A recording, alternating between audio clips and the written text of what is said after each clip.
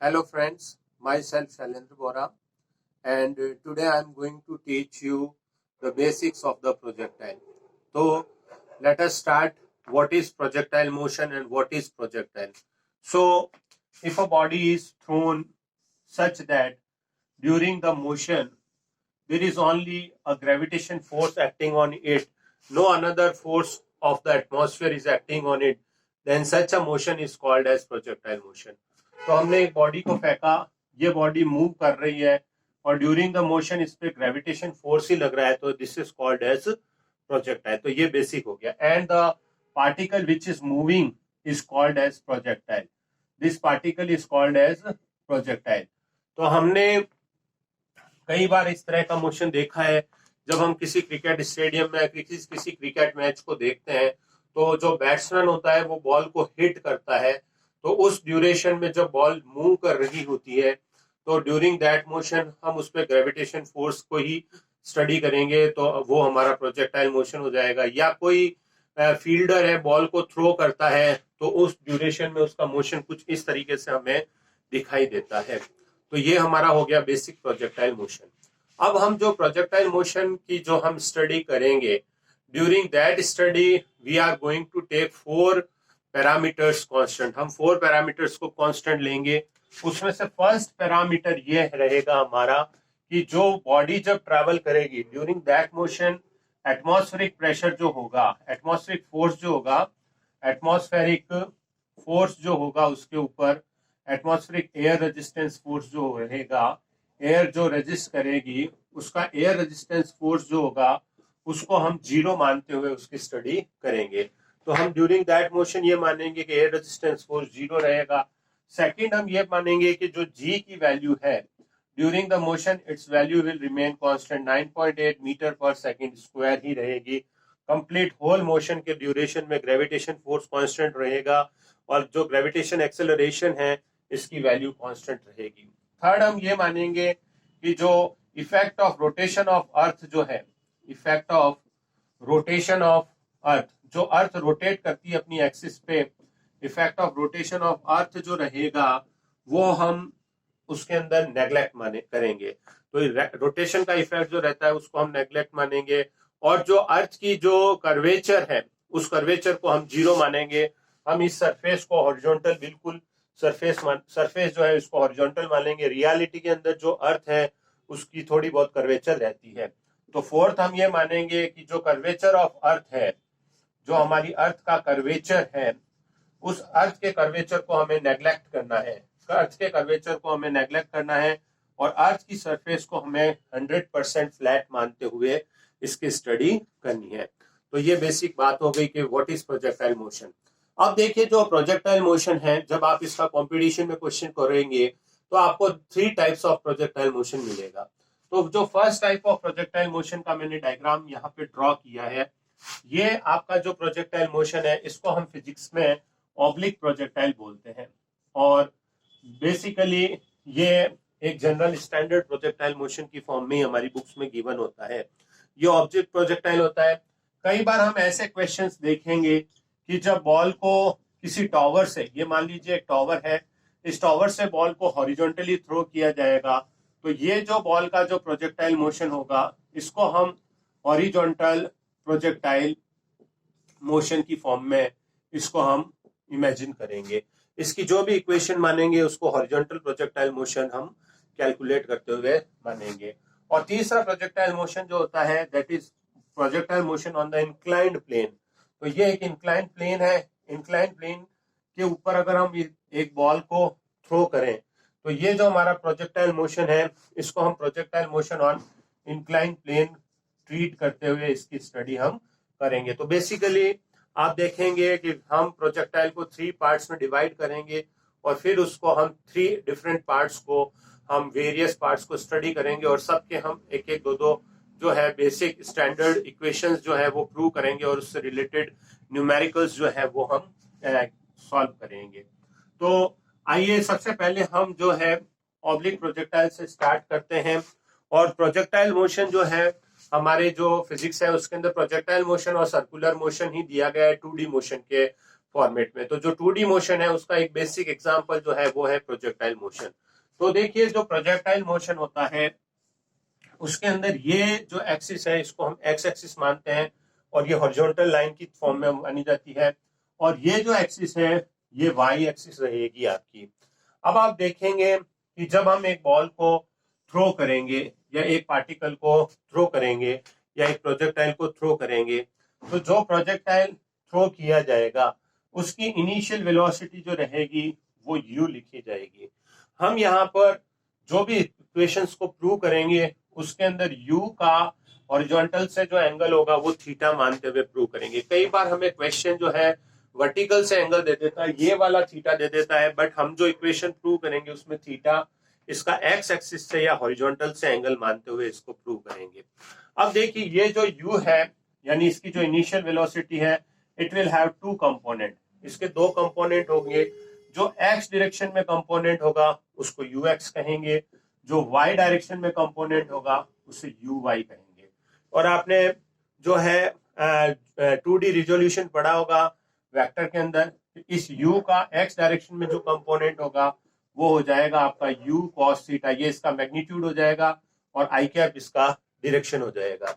और इस u का y डायरेक्शन में जो कंपोनेंट होगा वो हो जाएगा u sin थीटा और इसका जो डायरेक्शन होगा वो j कैप हो जाएगा। तो अब हमें बेसिकली जो 2D मोशन में आ चुके हैं, तो हमें इस मोशन को समझने के लिए हमारी अप्रोच जो है ब्रेन की उसको चेंज करना पड़ेगा। तो हम अपने ब्रेन की अप्रोच को कैसे चेंज करेंगे इसे देखते हैं। जो ux है इसका जो वर्क रहेगा ड्यूरिंग द मोशन, ये प्रोजेक्टाइल को हॉरिजॉन्टल जो है मोशन देगा, यानी जो प्रोजेक्टाइल जो है वो हॉरिजॉन्टली भी मूव कर रहा है और वर्टिकली ऊपर जाके नीचे भी आ रहा है। तो हमें जो इसका मोशन है उसको दो फॉर्मेट में दो पार्ट के अंदर डिवाइड करना पड़ेगा। किस तरह से डिवाइड करेंगे सोचने का हमें तरीका बनाना पड़ेगा। ये हॉरिजॉन्टली भी मूव कर रहा है और वर्टिकली ऊपर जाके नीचे भी आ रहा है। तो इसे हॉरिजॉन्टल मोशन करने के लिए जो वेलोसिटी रिस्पॉन्सिबल है वो वेलोसिटी हमारी u cos थीटा रहेगी, और इसके वर्टिकल मोशन के लिए जो वेलोसिटी रिस्पॉन्सिबल है वो uy रहेगी, u sin theta j cap रहेगी। अगर u sin theta j cap आप बढ़ा दोगे तो ये प्रोजेक्टाइल ज्यादा ऊपर जाएगा और फिर नीचे आएगा, और अगर आप ux बढ़ा देते हो तो ये पार्टिकल जो है हॉरिजॉन्टल डायरेक्शन के अंदर बहुत ज्यादा डिस्टेंस को कवर करेगा। तो uy का काम है इसको ऊपर ले जाना और ux का काम है इसे x डायरेक्शन के अंदर ले जाना। इस तरह से हमें 2D मोशन को सोचना पड़ता है। इसी तरह से आप देखेंगे कि जो एयर का फ्लो होता है, एयर का फ्लो ऊपर से नीचे की तरफ तो नहीं होता है, वाई डायरेक्शन में एयर का फ्लो नहीं होता है। एयर का फ्लो जो होता है वो एक्स डायरेक्शन में होता है, या तो इधर होता है या इधर रहता है। हवा इसी तरह से हॉरिजॉन्टली मूव करती है। हवा हमारे सर के ऊपर से नहीं आती है, एयर हमारे सामने से आती है या फिर पीछे से आती है।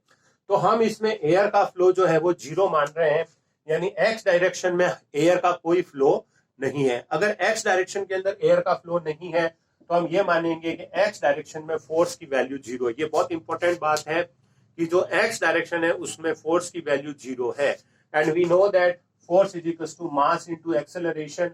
Therefore, we can say that mass into acceleration is equal to 0, and we can say that acceleration in the x direction is 0. जब ये प्रोजेक्टाइल मूव करेगा इसके ऊपर x डायरेक्शन में कोई एक्सेलरेशन नहीं होगा। तो अब बेसिकली और आगे बढ़ते हैं हम। x डायरेक्शन में एक्सेलरेशन नहीं होगा, इसका क्या मतलब है? That its velocity in the x direction is not going to be changed. इसकी जो velocity है ux, ये वेलोसिटी जो है वो जब भी इसका मोशन चल रहा होगा, यहां से स्टार्ट से लेके एंड तक इसका मोशन चलेगा, उस ड्यूरेशन में इसकी जो एक्स डायरेक्शन में जो वेलोसिटी होगी वो कांस्टेंट रहेगी, वो चेंज नहीं रहेगी। यानी जब ये टॉप पर पहुंचेगा तब भी इसकी वेलोसिटी जो होगी वो u cos theta i cap ही रहेगी। इसका डायरेक्शन यही रहेगा। देखो इनिशियली इसका डायरेक्शन ये है, यहाँ पे भी ऐसा है, और जब ये फाइनली यहाँ पर ग्राउंड को आके हिट करेगा तो अभी इसकी जो वेलोसिटी होगी एक्स डायरेक्शन में वो u cos theta i cap रहेगी। तो एक बहुत इंपॉर्टेंट बात है कि जो प्रोजेक्टाइल मोशन होता है उसके अंदर एक्स डायरेक्शन की जो वेलोसिटी होती है वो कांस्टेंट रहती है, वो चेंज नहीं होती है। अब बात आती है वाई डायरेक्शन की, क्योंकि 2D मोशन है तो हमें दो डायरेक्शन को सोचना पड़ेगा। तो वाई डायरेक्शन के अंदर अगर हम बात करें तो वाई डायरेक्शन ये वाला है। तो वाई डायरेक्शन में इसके ऊपर जो फोर्स लगेगा वो फोर्स लगेगा ग्रेविटेशन फोर्स। वो इसके ऊपर अर्थ जो है वो ग्रेविटेशन फोर्स इसके ऊपर अप्लाई करेगी। तो वाई डायरेक्शन में इस पे फोर्स लगेगा m इंटू ए वाई, या हम इसकी वैल्यू माइनस m इंटू जी साइन थीटा हम लिख सकते हैं। यानी ए वाई की जो वैल्यू होगी वो value during the motion minus g sine theta नहीं रहेगा, माइनस जी जे कैप रहेगी। जब ये प्रोजेक्टाइल मूव करेगा तो इसके जो वाई डायरेक्शन का एक्सेलरेशन रहेगा वो माइनस जी जे कैप या माइनस जी रहेगा। चाहे ये बीच में हो चाहे हाईएस्ट पॉइंट पे हो, इस पे अर्थ नीचे की तरफ एक फोर्स लगाएगी जिसकी वैल्यू माइनस जी जे कैप रहेगी, एक्सेलरेशन की वैल्यू माइनस जी जे कैप रहेगी। यानी इसकी वाई डायरेक्शन में जो वेलोसिटी है वो चेंज होगी। बहुत इंपॉर्टेंट कॉन्सेप्ट बताया आपको, वाई डायरेक्शन में फोर्स लगेगा, वाई डायरेक्शन में एक्सेलरेशन रहेगा और वाई डायरेक्शन में इसकी जो वेलोसिटी है वो चेंज होगी। तो अब देखते हैं वाई डायरेक्शन में वेलोसिटी किस तरह से चेंज होगी। तो हमने 1D मोशन में पढ़ा होता है कि जब वेलोसिटी और एक्सेलरेशन एक दूसरे के ऑपोजिट होते हैं तो उस पार्टिकल की वेलोसिटी का मैग्नीट्यूड कॉन्टिन्यूसली जो है वो डिक्रीज होता जाता है। और जब वेलोसिटी और एक्सेलरेशन सेम डायरेक्शन में रहते हैं तो उस पार्टिकल की जो वेलोसिटी का मैग्नीट्यूड है या उसकी जो स्पीड है ये कंटिन्यूसली जो है बढ़ती जाती है, बढ़ती जाती है, बढ़ती जाती है। तो यही चीज इसके साथ होने वाली है। जब ये पार्टिकल ऊपर जाएगा तो इसकी वेलोसिटी का वाई कंपोनेंट जो रहेगा वो ऊपर की तरफ रहेगा और एक्सेलरेशन का वो जो वाई कंपोनेंट है वो नीचे रहेगा। तो ड्यूरिंग द वर्टिकल मोशन, जो अपवर्ड मोशन है, ऊपर की तरफ जब ये जाएगा तो इसकी जो वाई डायरेक्शन की जो वेलोसिटी है वो धीरे धीरे कम होती जाएगी। वाई डायरेक्शन की वेलोसिटी धीरे धीरे कम होती जाएगी और जब ये टॉप मोस्ट पॉइंट पे पहुंचेगा तो इसकी वाई डायरेक्शन की वेलोसिटी 0 हो जाएगी। ये बहुत इंपॉर्टेंट बात है। जब ये हाईएस्ट पॉइंट पे पहुंचता है तो इसकी वाई डायरेक्शन की वेलोसिटी का जो कंपोनेंट है वो 0 हो जाता है। इस वजह से ये इस पॉइंट से ऊपर नहीं जा पाता है। अगर ये 0 नहीं होता तो ये शायद और ऊपर जाता रहता, और ऊपर जाता, लेकिन हमारा एक्सेलरेशन नीचे की तरफ है, ग्रेविटेशन फोर्स नीचे की तरफ है, तो इसका जो वेलोसिटी का वाई कंपोनेंट है वो धीरे धीरे कम होते होते होते 0 हो गया। और जब ये नीचे की तरफ आएगा, जब ये वेलोसिटी, जब ये पार्टिकल नीचे की तरफ आएगा तो एक्सेलरेशन इन वाई डायरेक्शन जो है वो नीचे की तरफ रहेगा और वेलोसिटी का जो वाई कंपोनेंट है वो भी नीचे की तरफ रहेगा।